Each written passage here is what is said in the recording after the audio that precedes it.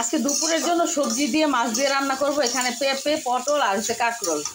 এগুলি আমার আর মাইডের হাজবেন্ডের খাবার। এগুলি বাচ্চারা একেবারেই খাবে না। আর বাচ্চার জন্য আলাদা মাছ ভাজা করে নিচ্ছি। আর এখানে আমরা এখন এই সবজিটার জন্য এই মাছ ভেজে নিলাম। মাইডের হাজবেন্ড আর আমার খাবার।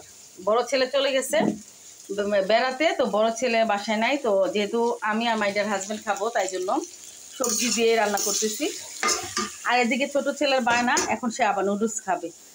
অলরেডি তার জন্য আমি ভাত বাইরে নিয়েছি দুপুরের জন্য। এই যে সামান্য একটু ভাত আর একটা মাছ ভাজা, এটা তার দুপুরের খাবার।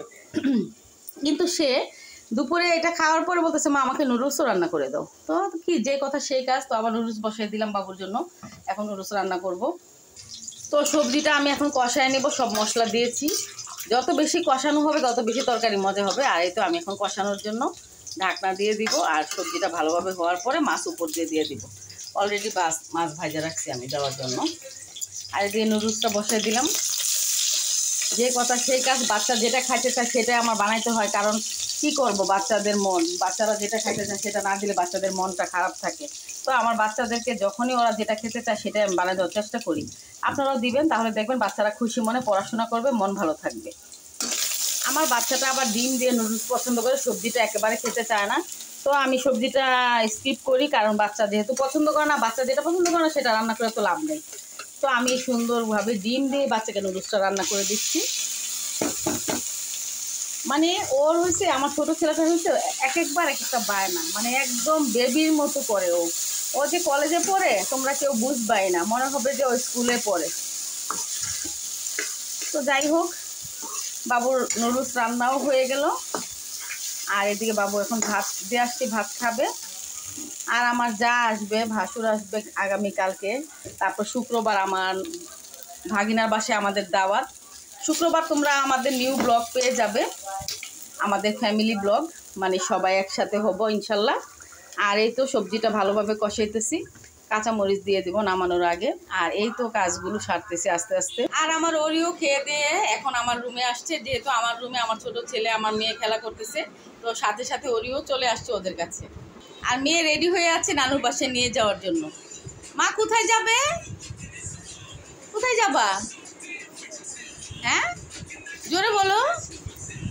সে সকাল হলে ঘুম থেকে উঠে তার বেড়ানোর শখ হয়ে যায়, আর বেড়ানোর জন্য পাগল হয়ে যায়, যে কখন বেড়াতে নিয়ে যাব সেটাই চিন্তা করে।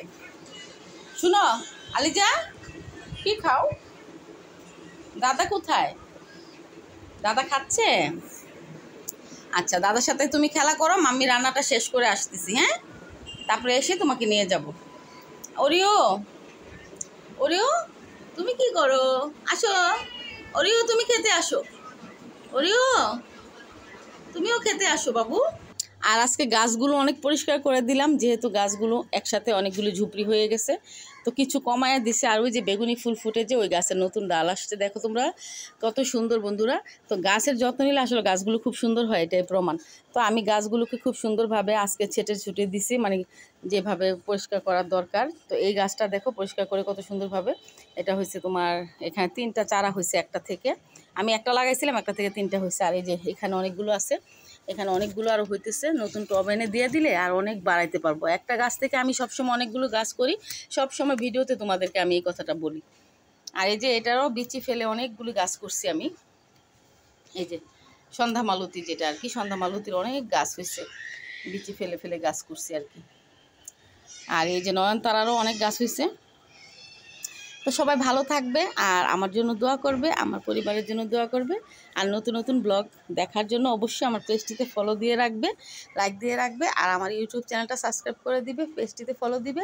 আর সব কিছু তোমরা দেখবে, চোখ রাখবে, সব কিছুই দেখতে পারবে ইনশাল্লাহ। নতুন নতুন ব্লগ দিব ইনশাল্লাহ, ভিডিও আসতেছে। তো এই তো সবাই ভালো থাকবে। আল্লাহ হাফিজ, আসসালামু আলাইকুম সবাইকে।